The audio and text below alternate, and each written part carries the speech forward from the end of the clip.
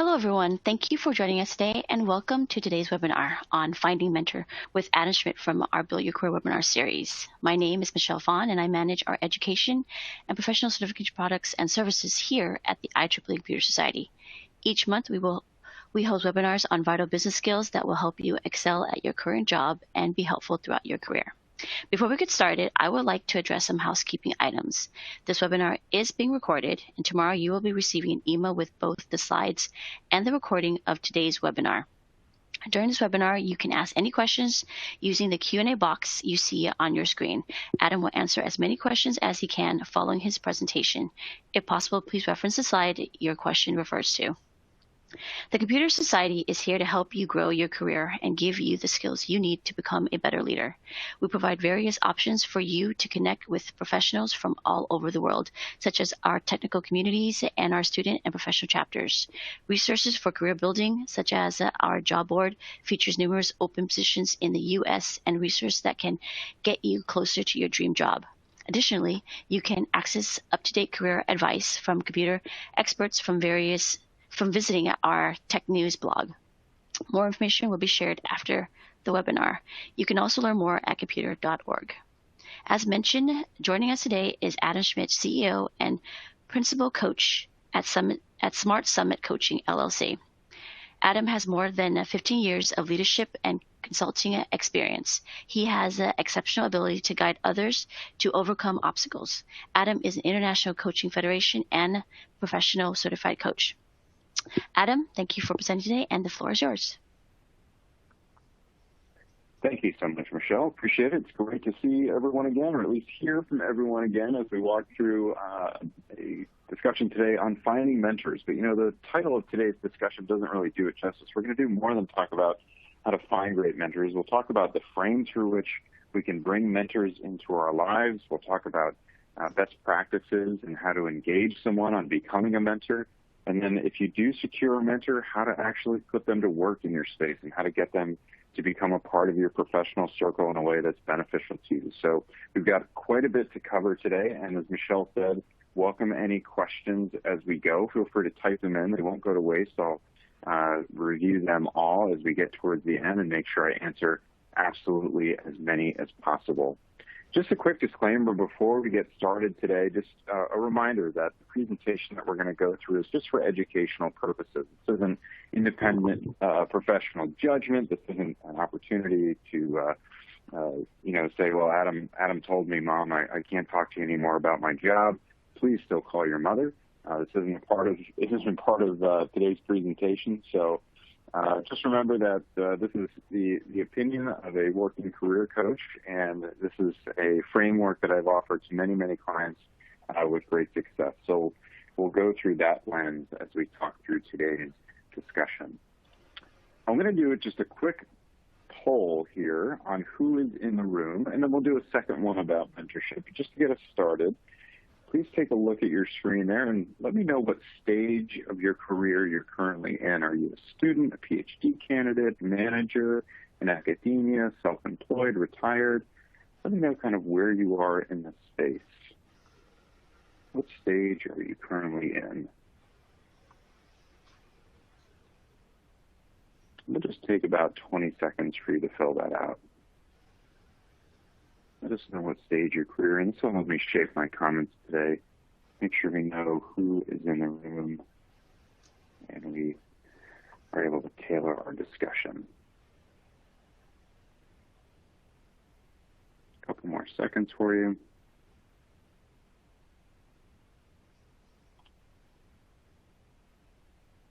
So thanks so much for doing that. As we take a look at our results, we've got about 60% students and PhD candidates, some in academia, excellent, a couple team leads, and less so today. This is great information, less so in the retired and C-suite space, and a little less in the supervisor space as well. Okay, so we've got our kind of a front-loaded bell curve here as we think about who's in the room towards mentorship. How many mentors would you say you have at this point? 0, 1, 2, 3, 4, or even more? How many mentors would you say you have in your life? And take this opportunity not just to count them up, just to kind of reflect on who is in your mentorship circle. And it's okay if the answer is, I don't have any right now. It's not a big deal. Remember, this is all anonymous. We're just kind of getting a sense of where the room is with mentorship. No big deal if you don't have any. No big deal if you have a dozen of them. Just kind of want to get a sense. Just take 20 seconds or so and let us know how many mentors you have.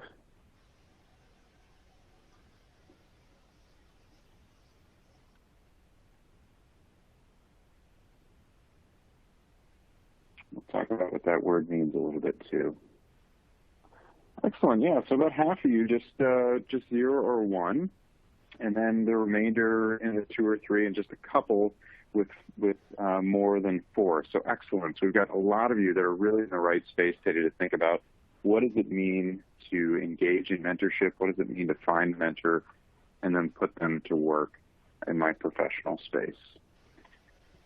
So here's what we're going to do today. We're going to appreciate the important role that mentorship can play, identify some of the steps to build an effective mentor relationship, understand the value of what I'll call a mentorship board, a concept that we'll walk through in just a few slides. And then we'll learn some skills and tactics that's actually going to help you build that relationship. What does it look like and sound like to make that first call or that first email to request mentorship support, or at least support through the framework of mentorship? So we're going to appreciate, identify, understand, and learn today, all in just the next 45 minutes or so before we jump into some questions. So we'll talk about what is mentorship and why is it important, mentors as a board of advisors, and how to build a successful mentor relationship. Let's reflect on a minute on what mentorship is. And as we go through this slide, think about your current mentors, or those who you currently label as mentors, and kind of put them to the test a little bit. See if this is someone who matches with this description. So, of course, the purpose of a mentor is someone to help you grow as a person, someone to become the best version of yourself, who can help me broaden my perspective and bring forward what I would like to into my professional and personal space. This is someone who can help me achieve my personal and career goals, maybe introduce new ways of thinking. I used the phrase before, broaden your perspective. It's kind of a coaching term. We're going to talk about the difference between coaching and mentorship. But we want our mentors to challenge us in a way where they share with us an experience they've had that might broaden our perspective on what's possible for us. And of course, they influence the personal and professional growth of a mentee. That is, they actually have a noticeable effect on our career trajectory in the professional space, or even in our personal trajectory as we kind of go through life on the outside of our professional space too. So it's someone who actually has an impact on the decisions we make. Mentors provide you with the opportunity to ask questions you may be afraid to ask, right? A good mentor is going to create that safe space for you to say, hey, you know what? I hate to admit it, but I don't even know what this acronym stands for. Or I hate to admit it, but I'm not sure how to do business development. I've only ever been involved with, the data analytics part of our business, or whatever the case might be. They create a space for you to ask those questions that will help you grow as an individual without judgment and in a confidential space. And we'll talk a little bit more about how good mentors do that and how you know your mentor's doing that as we go forward. So that is what mentorship is. We're growing as a person, someone who can help us achieve our personal career goal, broaden our perspective a little bit, and then it influences the decisions that we make in our personal and professional spaces. Let's make a distinction here for a minute between coaching and mentorship. This is an important one because these two words, especially just in the last 10 years, have come to mean very, very different things. And it's so important when we talk later about making a request for a mentor to know that you're not making a request for a coach. And here's the distinction. In summary, a mentor is going to help you chase a problem. A mentor is going to help you chase a specific goal or work a certain issue. A coach is someone who's going to chase the person, meaning they're going to work with you to come to your own realizations about a given issue or challenge. A coach is going to work with you about your own strengths to solve your own problem. A mentor is going to say, here's how I solved that problem when I was in your shoes. So there's a huge distinction there. Just a couple of highlights from the slide here. So the coach's They co-create actionable steps. That's that partnership I mentioned before.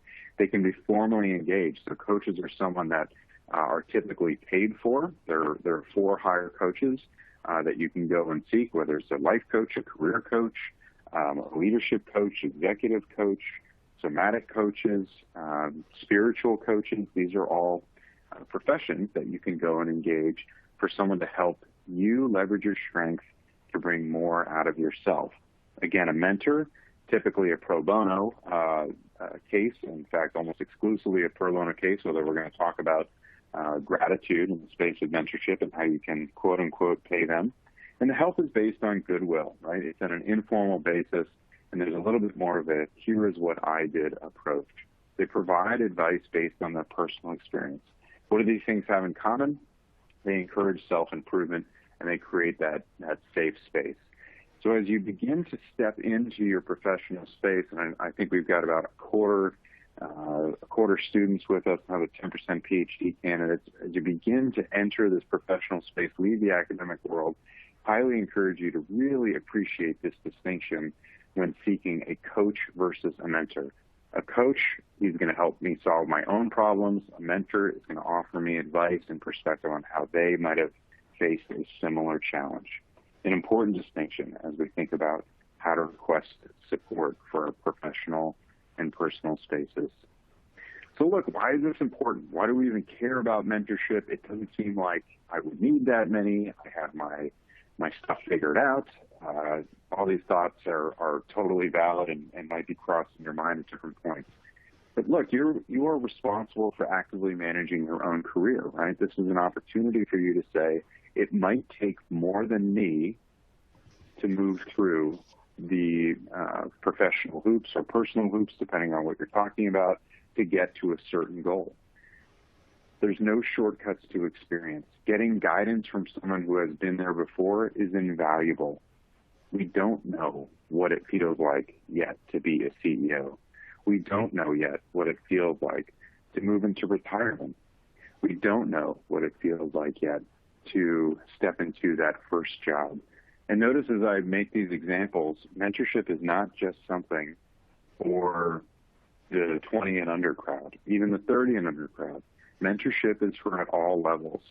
I have a wonderful client by the name of Lisa, and Lisa is actually transitioning from her final job into retirement. She's 68 years old. She's been in finance. She's been working over at Fannie Mae for quite some time, about 30 years. She's moving into her twilight of her career.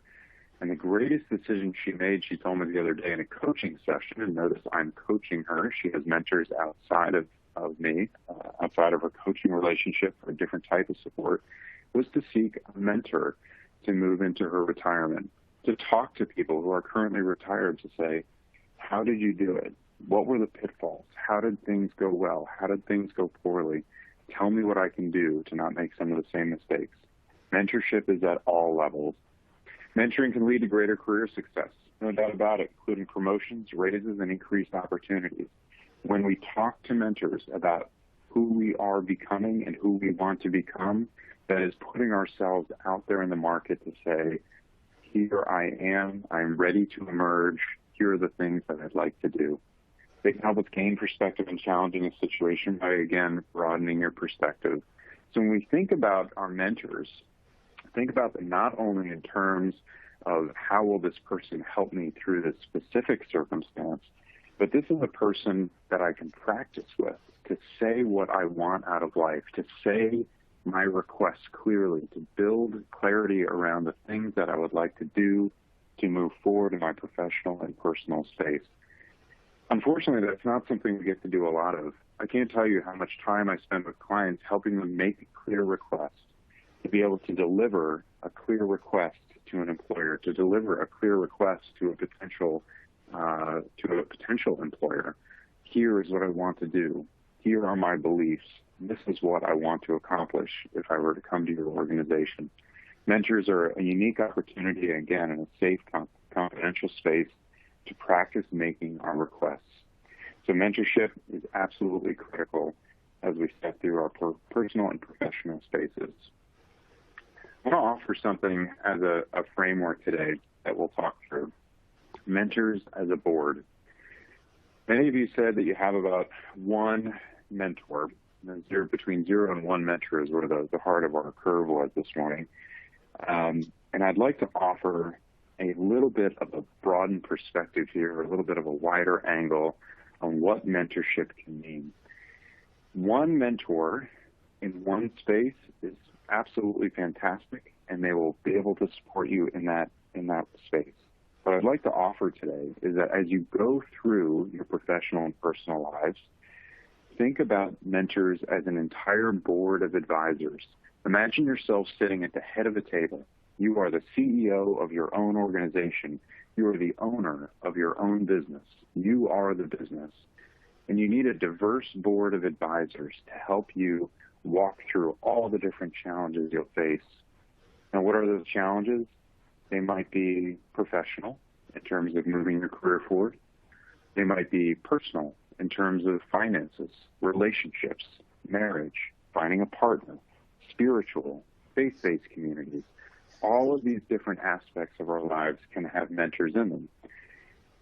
And there is beauty into finding mentors that can help you in each of these spaces. Think about each mentor having a seat at your table, knowing who your go-to person is. If I have a question about finances, I know I go to this person. If I have a question about my faith, I go to this person. If I have a question about how to solidify that path towards becoming a vice president, I know I go to this person. Different people play different roles in our lives, and it is absolutely okay to have several concurrent mentors. So for those of you, I think it was about 4 or 5% of our crowd this morning who said, well, yeah, I've already got about 4 or more mentors. Think about how they fit into these different areas. I'd encourage you even to draw a picture of a table on a piece of paper and kind of put people in seats, almost like you'd see at a wedding. When you go to and you find your seat at a wedding, what table are you assigned to? Where does Jane sit? Where does John sit? Where does Bob sit? Where does Lisa sit at the table? And what role are they playing? And we'll talk in a minute about what do we do when a mentor is no longer in service to us? How does a board member sort of fall away, and how do we find a replacement? So I just wanted to offer this frame today as we walk through what it means to find, secure, and then use a mentor. Let's think about them as a board. How can we bring people into our lives in all of these different aspects? So we're going to talk about the steps towards mentors here. Cultivating the board, that means gathering them, building a board. How do we actually assemble them, using the board, put them to work, and then board turnover. What happens when people kind of come and go on our board of mentors? We'll walk through each of these steps and then talk about some of the pitfalls that can happen in the mentorship space. So cultivating the board, finding our mentors. Now, we want to make sure we have a diverse group here. It's really important that we don't go out and find ourselves in the future. It's okay to do that to some extent, but we always want to make sure, too, that we bring up people that say, you know what, you were similar to me, or you seemed like you had a similar path, but it looks like you've taken a totally different direction than I ever would have considered. That type of thing, a diverse group who can provide insight based on various skills and backgrounds. Maybe it's someone in your company who was formerly in the military and you've never been in the military. There's a different background, a diverse perspective. Maybe it's someone who was a lawyer for some time before they switched over into data analytics where you work now. Maybe it was someone who was in your field and then switched and became a physician to get a more diverse perspective. It's okay to look to these so-called outliers that would allow us to have a broader perspective on what we might bring to them. Consider mentors who will fit in more than one of the following categories. So here we go with our board, right? As we kind of look around the table, we might need someone with our career, our finances, our fitness is a great one, to have a fitness mentor, someone to talk to about things like nutrition, things like working out. It might even just be a partner to work out with. They can be a co-mentor with you. Industry, a critic. I'll talk about that one for a second. A critic in our mentorship table is someone who you intentionally have to play that devil's advocate. Maybe we all have that friend already, not necessarily a mentor, who will challenge us in our ideas. They say, you know what, I'm absolutely going to go out and buy a sports car this week. And they look at you and they say, Adam, listen, you live in northern Michigan. A sports car is not a good idea. You say, well, listen, but I really like it. I can afford it. It's fast. It's red. I've always wanted a red sports car. Adam, listen, we got to listen to reason here. We're going to have that critic on our board who says, maybe you should think about this before taking that step. Maybe you should consider the cost. Maybe you should consider the risk that's at stake. Someone to keep you in check as you think through what's possible.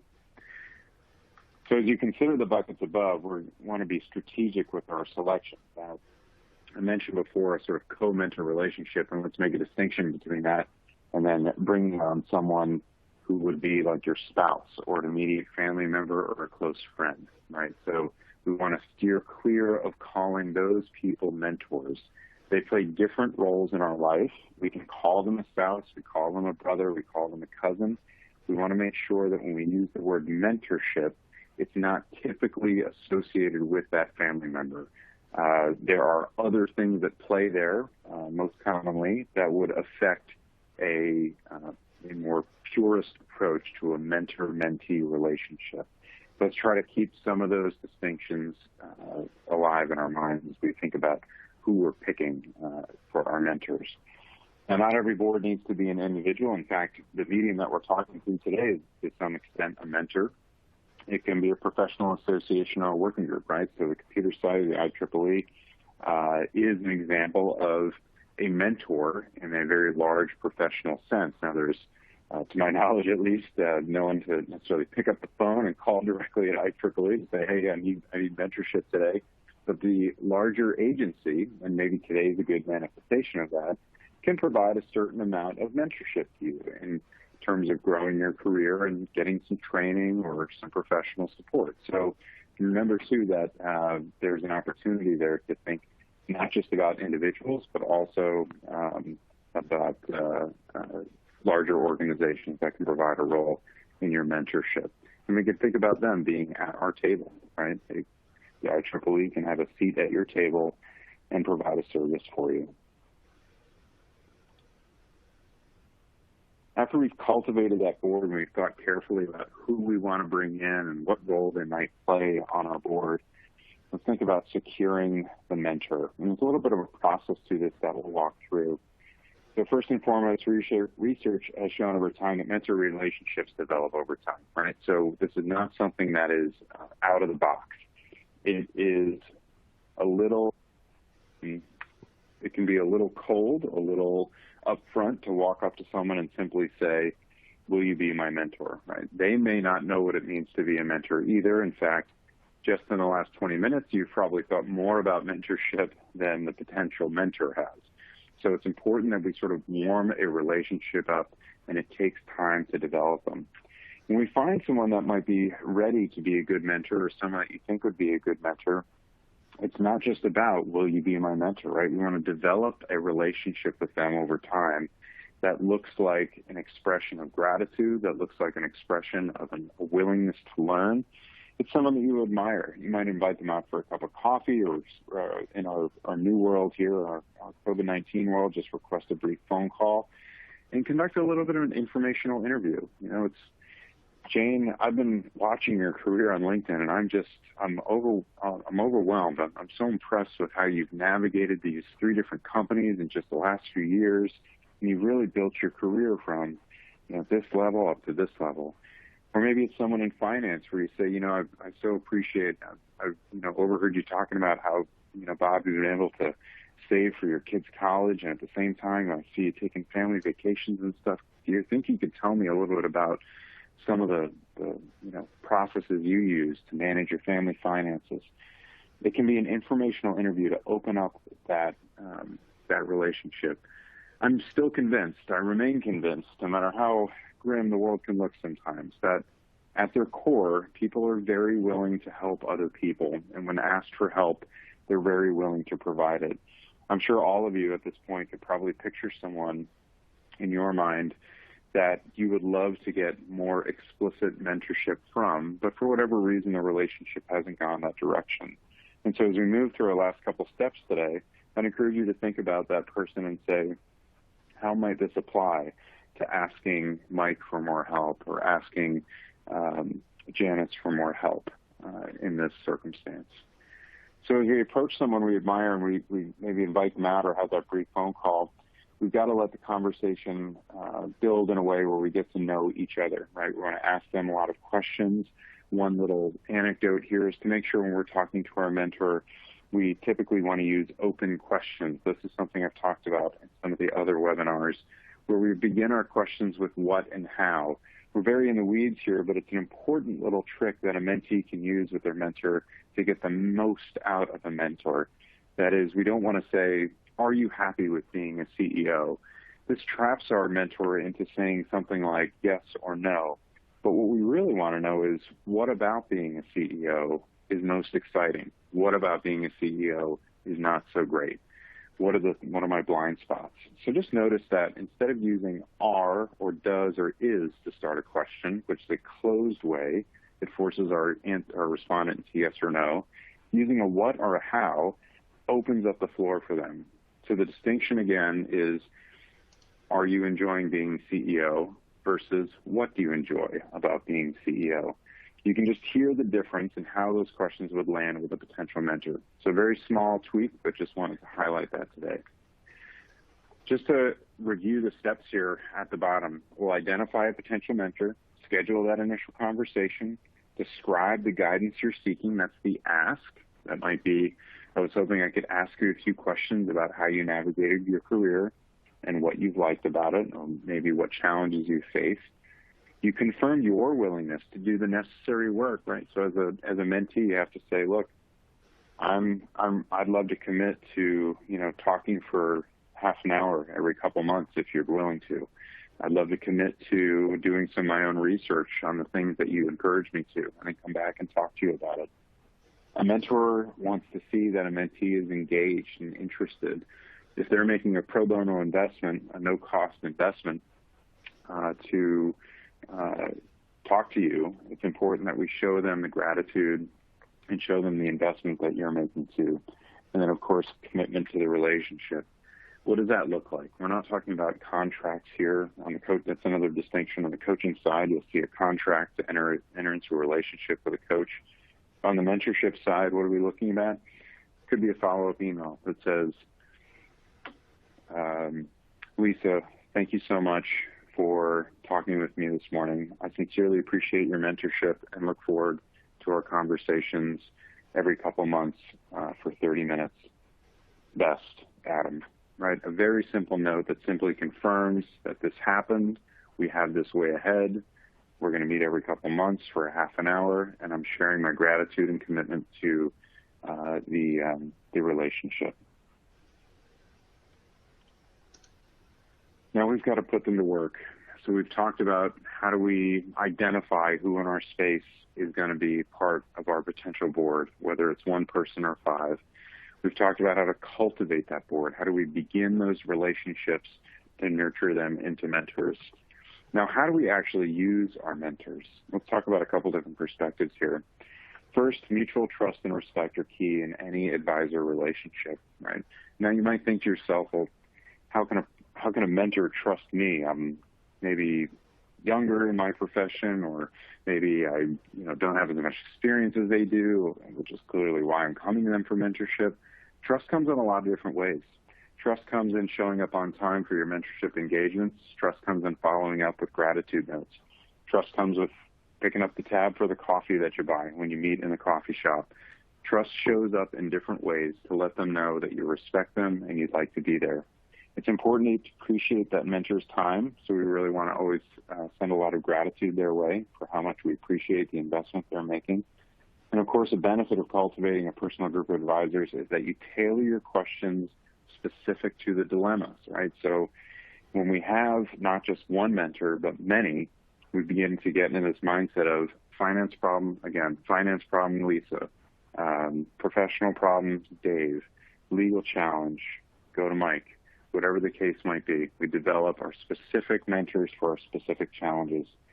We'll be cognizant of everyone's time, including our own. So as we put our board to work, It's important to seek guidance from more than one board member, and varying experiences can help us make the best decision, right? So there will be certain circumstances where we want to lean on different perspectives. Maybe it's a career versus a personal challenge, right? Do I go on, just working with a couple of folks from the Mormon Church, and the conflict was around, do I commit to a mission or do I join the military service? So sort of a challenge between career and faith-based community, all right? And that individual sought mentorship from both sides of that fence to make sure they understand the costs and benefits of both. However, acquiring too many points of view in every situation will deplete your time, right? That's an instinct. It's a natural thing that we know. Wait a second. I can also get too much input. So we have to learn as we go through our experience with our mentorship board, how do I go about getting just enough input to make the wise choice without getting overwhelmed and inundating myself to a point where I become anxious about the choice I need to make. We know our mentors are best when they serve us confidentially, when they serve us without judgment, and when they serve us quickly with direct responses to what we need. We take that information in, and then we make a decision. We're still talking about using our board here. How do we get the most out of our mentor? A couple of tricks of the trade here. I already mentioned one, which is the open questions. That's the fourth bullet there, know the right questions to ask. Let's talk about a few of the other ones. First of all, articulating your short and long-term goals. When we meet with our mentor, not necessarily for the first time, but in the follow-on sessions, what are they going to want to know? Well, Adam, it's great that we're together. Where do you want to go? In the short term, I'm thinking about this. In the long term, I'm thinking about that. If you don't know, that's okay, but it's important to articulate that I don't know is an authentic I don't know. An I don't know response is only frustrating to a mentor if it seems like a throwaway. And what do I mean when I say that? What do you want for dinner? I don't know. That's a throwaway. It means I need time to think about it. So there's a distinction when we say I don't know, meaning I don't know, I've considered it and I don't know, versus I don't know, which is I need time to think about it. What we want to offer a mentor is either a clear short and long-term goal, which might sound like become the chief executive officer of a company, start my own company, manage myself financially to get out of student debt by the time I'm 30, whatever the case might be. That could be a short or a long-term goal. It's also okay to say, I don't know, if it is an authentic I don't know, which might sound like, Bob, I have to be honest with you. I've carefully considered what's on my plate here, and I honestly don't know what my long-term goal is. In fact, I'd love to hear about what you were thinking when you were my age. And notice I used a turn of phrase there. I used that open question. What were you thinking when you were my age? How did you feel when you were my age about your long-term goals? And so we'll see, and then you would see how that conversation plays out. So I don't know is an okay answer if you go into short and long-term goals. Nurture the relationship, right? This means a little bit of a thank you here and there. Just yesterday, as I was making a few final adjustments for today's webinar, I actually emailed a mentor of mine from 7 years ago, a guy named Bill, who helped me a lot, launched me into the career of leadership development. And on the spot, just pulled up an email, one sentence, said, Bill, often think about our sessions so many years ago. Very grateful for your support. He came right back. Adam, so great to hear from you. Love that you're in touch. I'm sure you're paying it forward. What a great way just to show gratitude years and years later. This is a relationship that I've nurtured now for a very long time. And this isn't about being underhanded. It's not about being what my daughter would call a slimy salesman. This is just about nurturing relationships, keeping in touch with people, letting them know, hey, I thought about you today when this happened because I can't believe it, but you told me this was going to happen, and here I am. It's happening to me. Unbelievable, Bill. Thanks so much for all your help those years ago. So nurture those relationships. Set a consistent meeting schedule. super important as we think about mentorship. As much as it is a relatively informal relationship, we want to treat it with the respect it deserves, which would mean let's stick to a meeting schedule. I'd offer this about mentorship schedules. Something like once a month will be very attractive to someone early on in the mentorship cycle, meaning someone that's maybe got just their first or second mentor in their professional life. They are maybe newer to the space of professional development. Once a month is a lot. Consider meeting with a mentor, and I'll put out some rough guidelines here, no less than twice a year, but probably not much more than about 6 times a year. Not a lot happens in a month. A month is about 20 business days. Usually there's a holiday thrown in there. It brings you down to 19 or 18. You take a family vacation, and by the time you meet with your mentor again a whole month later, they've only actually worked another 15 professional days in their life, and not a whole lot has changed.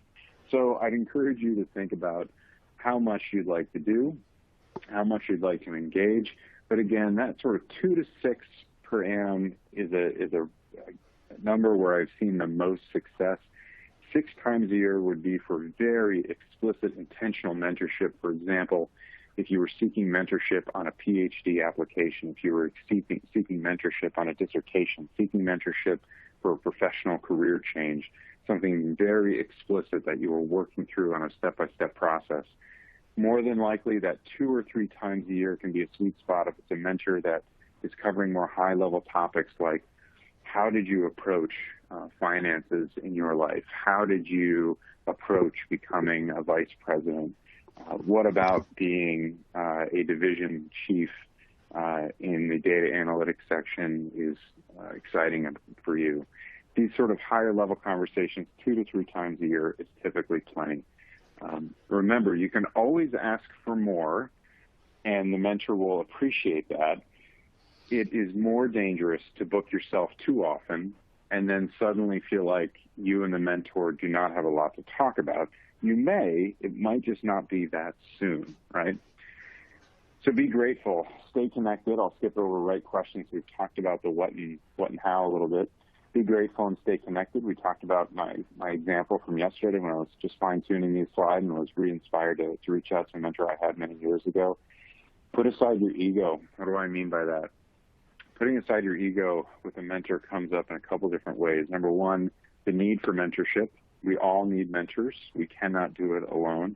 The most successful people will tell you that they've had numerous mentors on their way, right? Whether you talk to Jeff Bezos or Bill Gates or anyone who you kind of, in your mind, is a successful person, maybe even talk to them about the role that mentorship has played if you have access to them. So we've got to put aside our ego that says, I don't need a mentor, or this is not the time for a mentor.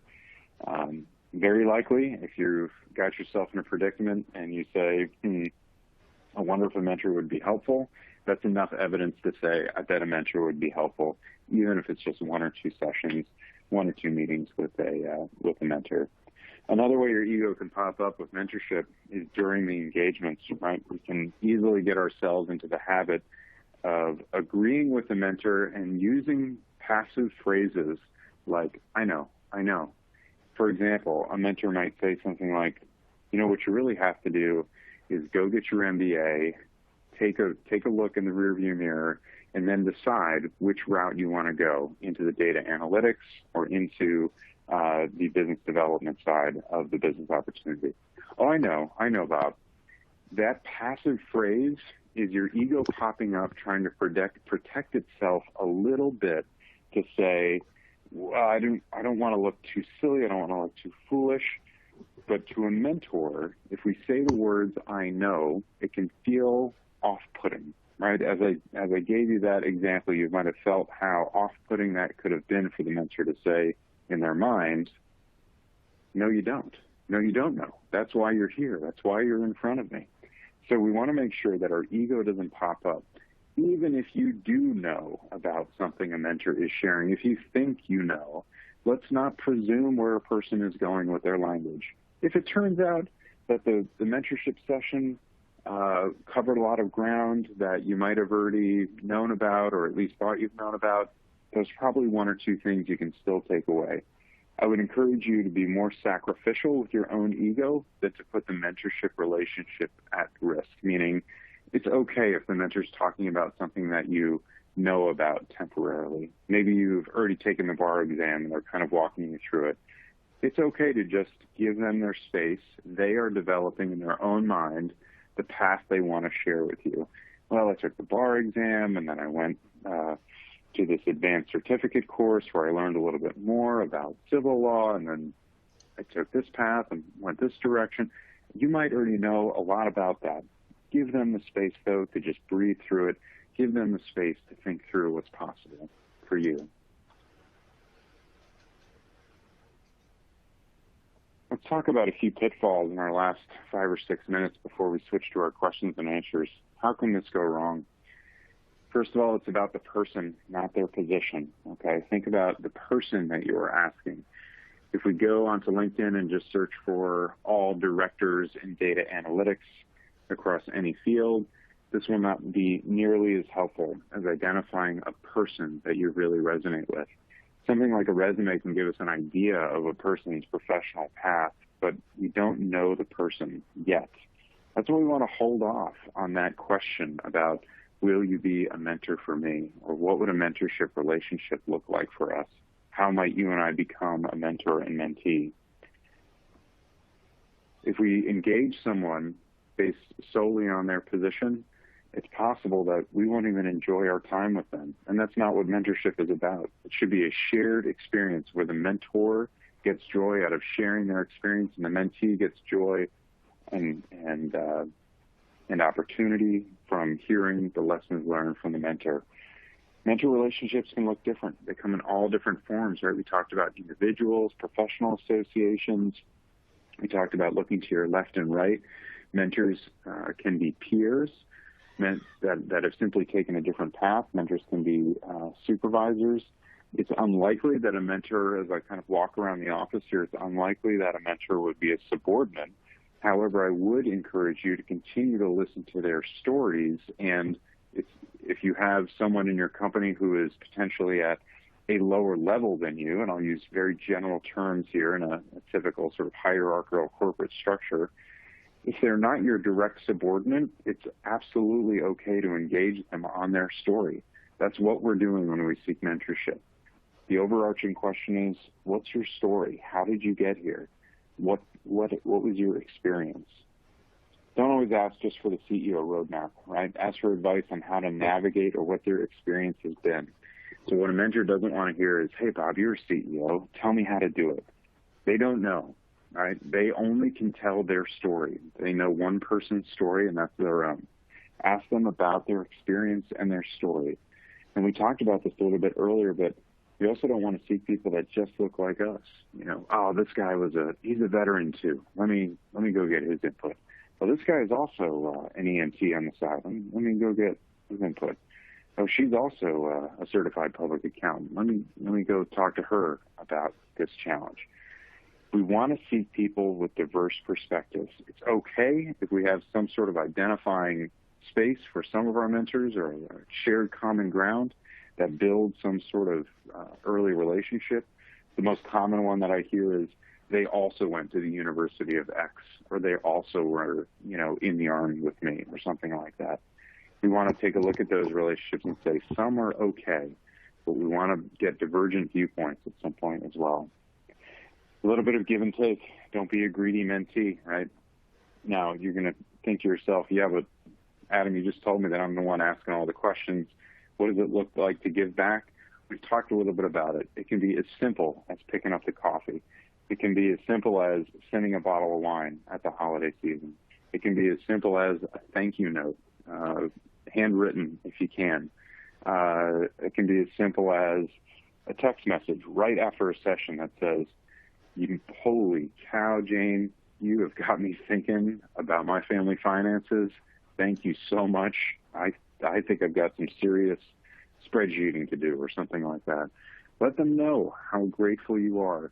A greedy mentee would not say thank you. A greedy mentee would not have their mentor in their mind until they need them. And of course, we know what's going to happen if that is the impression a mentor has. They'll simply, walk away and end the relationship. Final step here, board turnover. Mentors change over the years, and you at times are going to outgrow an advisor and even surpass them in your skills, and that's okay. There is no need to have some sort of dramatic closing to a mentor relationship. Continue to nurture the relationship. It's okay if you simply say, you know what, Bob, let's hold off on meeting for the next couple months. I have some reflecting to do on some other issues at this time. That's absolutely okay. So most advisor relationships are not built to last a lifetime, and that's okay. When we focus on maintaining a small group of advisors, we'll reap the benefits throughout our career. So we kind of keep these people in our sphere, but they need not be active. I'm not offering today that you need to have 6 people at your board table, meet with all of them 3 times a year. And Adam, how am I supposed to have 18 meetings a year with my mentors? These different engagements will ebb and flow. Some mentors will be more prevalent than others at different times in your career. What's important is to nurture each of those relationships as you go with a simple hello, a retroactive thank you from 10 years ago. It might sound like, Jane, I remember when I was considering going to law school 8 years ago, and you were a mentor of mine for even just a couple sessions. I wanted to let you know that I just got my first job at Gibson and Dunn in New York City, and I'm on the partner track. Let them know. It is an incredible feeling for a mentor to receive feedback like that. They will continue to pay it forward, and they know that you will pay it forward because of your experience with them as a great mentor. So let's switch over to a little bit of Q&A. I'll do the best I can to answer as many questions as I can. Let me make my screen a little bit bigger here so we can answer all of these. And we'll just go through a couple of the mentor translation. This is great. So Wendy offered, I just got an email to get an engineer mentor through an association. Do I need to add a motivation letter? They asked me for my CV. Wendy, I think it's a great instinct, and you should trust that instinct to share, if I understand what you mean correctly, as a motivation letter. Share a little bit about what you would be looking for and a little bit about why you would be committed to the mentorship process. That would be a great, great start to talk about that. Let's take a look here. Robert offers, how can a mentor help me with ageism? It's a great question, Robert, and one that we talked earlier about how the idea of mentorship has no boundaries. So we're in the space of clear requests there. So as we think about ageism, Robert, and unfortunately we don't have the chance to go back and forth in our webinar today, think about what your specific request would be. I need help with blank with regard to ageism, whether it's finding a new opportunity, whether it's finding finding the right person that can connect you to a group that discusses ageism more broadly. Make sure your request is very clear. Let's see here, just flipping through a couple of these. Assuming the mentor you're trying to coordinate. Yeah, great question. Kevin offers, is it assumed that members of your mentor board coordinate with one another? No, it's not. So your mentor board is really a private piece of information for you. Again, picture, and again, I encourage you to draw that little wedding table there, the head table at your wedding. Who are the mentors around you? They will not typically be coordinating with one another and discussing issues or discussing you, frankly. It will be up to you to share what you've discussed in another mentor relationship. A good mentor will keep your sessions confidential and judgment-free, which means they're not going to go and say, hey, I just had this mentorship session with Adam. He's really confused about this. He needs a lot of help. That would be an inappropriate breach of an appropriate mentorship relationship. So it's up to you to manage how much each of your mentors know about the other. That's a great question. So Perry offers, what's the good and bad of having somebody in your management hierarchy being your mentor? I don't think there's anything wrong with that. If they're in your hierarchy, they are in a position certainly to see that you're interested in growth, that you're interested in creating a path for yourself, that you're interested in creating space at the organization for your skill set. The only red flags I would watch for there, Perry, is the relationship becoming beyond what would be appropriate for a superior subordinate. For example, if the mentorship relationship moves to, well, let's go have lunch, let's go have coffee outside of the business space, let's meet at my house to discuss that. Things that wouldn't be appropriate as a supervisor subordinate are also not appropriate in the mentorship mentee relationship. So you have to follow those same rules in the mentorship mentee relationship. Those sort of carry over to that. I hope that's helpful, Perry. Let's see. Yes, Perry, the slides will be available, certainly. It should just be natural. It's a great question. So Paul offers, can the relationship just be natural and happen, or does it need to be formally stationed? So I'd offer that in the beginning, it can be a natural relationship, but at some point, the phrase mentorship, the word mentor needs to come up so that the person has an expectation and you have an understanding of what the relationship is, how the relationship is structured. There's a dynamic when a mentor and mentee are claimed within a relationship. That doesn't have to be a formal agreement. It can begin by saying something like, Dave, I can't tell you how much I appreciate your mentorship, naming what's happening in the room. So I hope that's helpful, Paul. Name what's happening in the room, if nothing else. It's kind of a bare minimum, but we do want to set that up so there's a mutual understanding in the room that says, hey, this is part of a mentorship relationship. Just taking a look through here and making sure I cover as many as I can. Yeah, sorry to hear that, Wendy.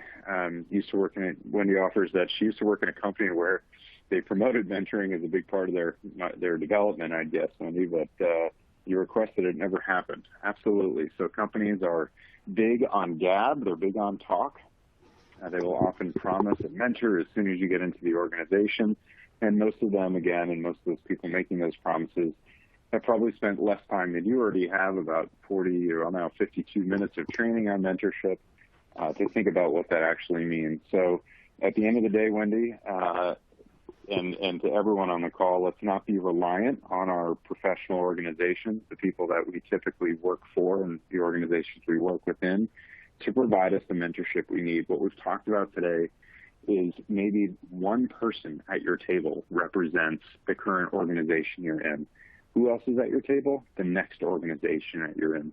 Your finance support, your legal consultation, your spiritual support, your faith-based community, your romantic support, whatever the case might be. Take a quick look through a few more here with a few minutes left. I'm a member of the communities. Oh, that's great. Yeah, a nice offer from Perry, too. Offered that he's a member of a couple of local communities that regularly meet on technical topics. He recommends meetup.com, where you can connect with like-minded people on different topics, and no doubt a great place to potentially seek mentors. Let's see here.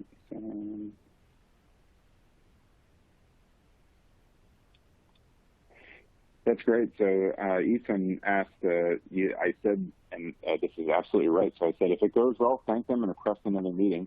How can I understand it's gone well without any feedback from them? Good question. So, Ethan, we hope that in a mentor relationship, you'll know by the end of the meeting in a mutual way if it has gone well or maybe not gone so well. We'll be able to sort of use our cultural and our emotional cues to understand whether or not it's gone well. So I'll soften my, you quoted me as saying, if it goes well, thank them and request another meeting.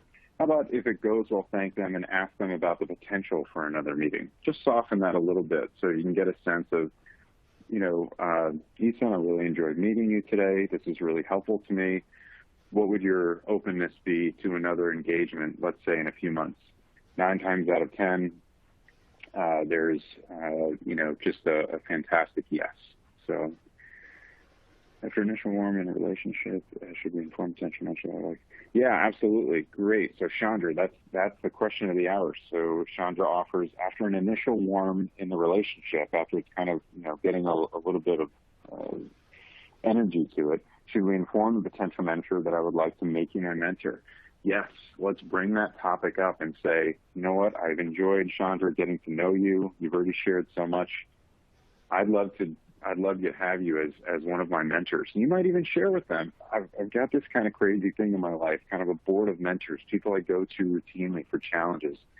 Can I buy you a cup of coffee and see you from time to time to talk about this? So absolutely, Chandra, bring up that point for sure. Let's see. Niraj offers, I always find it hard to carry the discussion forward after the first meeting. Yeah, great question, Niraj. So how do we keep this conversation going after the first meeting? And that's where we're going to see some commitment and work from the mentee. And it's by offering and planning an agenda for the next meeting. Now, I don't want to overstate this and say you have to show up with 5 slides and, like I did today with a literal agenda of what we're going to talk about. But we can say something like, Niraj, thanks so much so far for our first session. I'm looking forward to our second session. In particular, in the second session, I'd love to hear more about these 2 things. Number 1, your path to becoming CEO, and 2, the academic experiences that you've had that you'd recommend I take. So we can kind of set ourselves up for success, Niraj, in each of these conversations. If we show up cold, a mentor might find that we're unprepared, we're on our heels a little bit, the conversation stalls out, but we know we have a lot of good things to ask. So I'd encourage you all to take a look at what does it mean to build a good mentorship session, and it's to have a solid topic and a couple questions going in with. A mentor loves it when and I know I love it as a mentor several times over, hey, I want to talk about this thing next time we meet. Fantastic. Because when does it pop up? On my drive home, I'm kind of thinking, oh, yeah, I remember Niraj, he wants to talk about the CEO thing. I want to tell him that, it's important that he becomes a vice president first. It's important because so the person has a chance to kind of breathe in the wine a little bit, to breathe in the flavor of what's going to happen in that meeting. So when they show up, they can say, Niraj, I've got so much to tell you. I've been thinking about this. Let's see here. Can I find a mentor in a region like France or Paris? Thank you. I wish I could be more help to you, Israel. Your question is, how can I find a mentor in my region like France or Paris? I'll only point you back to one of the earlier comments about leveraging opportunities like meetup.com and other networking sites. LinkedIn is a fantastic one to find others in your area. And I'll connect this to another question I got before, which is how do we start up mentorship programs in these communities? Think about starting small, 1 or 2 people that have some common ground. Maybe you are both in the tech sector. Maybe you are all from the same undergraduate work. Maybe you are meeting from the same college. Maybe you are all in the same faith-based community. Maybe you are all in the same local volunteer organization. Whatever the case might be, and start small. It doesn't need to be a meeting of 30 people. It can be 2 of you, then 3 of you, right? So I wish I had more specific guidance for France or Paris, but I can only offer that, Israel. Let's see here. You're very welcome, Robert. Thanks for the comment. A misunderstanding with a mentor. So Ramkumar, that's a great question, and sometimes these can develop, right? If there's a misunderstanding with a mentor, the absolute best thing to do is simply state what's happened. Ask for a meeting with them and say, listen, I feel like a misunderstanding took place where you offered some advice and I didn't take it, and I just wanted you to know that I didn't mean anything by that. It was actually your comments that helped me make the best decision for myself and my family. Now, Ron Kumar, if your mentor is not open to that idea, and I'm just making up a little bit of an example of how a misunderstanding can develop sometimes. Let's say they are upset that you didn't take their advice or didn't follow their path. It's okay to let that mentor turn over on your board, meaning go find a new mentor. This is not necessarily a space of joy, a space of passion that this person is coming from, a space of supportive help for you, and it's okay to look beyond.